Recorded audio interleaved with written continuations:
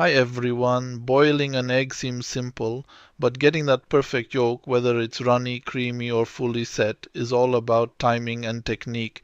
Today, I'm going to show you the foolproof method to get perfect boiled eggs every single time. Let's get started. Forget starting with cold water. For the easiest peeling, we need a hot start. Bring a pot of water to a rolling boil. Once it's boiling, lower the heat to a simmer. Gently place your eggs, ideally older ones, as they peel better, into the water using a slotted spoon so they don't crack. Now set your timer. The moment the time is up, shock them. Immediately transfer the eggs to a bowl filled with ice and cold water. This stops the cooking process instantly and causes the egg to shrink slightly inside the shell, making them incredibly easy to peel.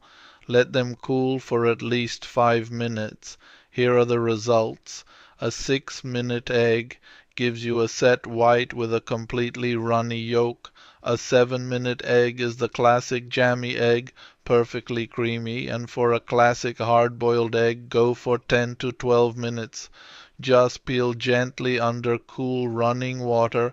Enjoy your perfect eggs.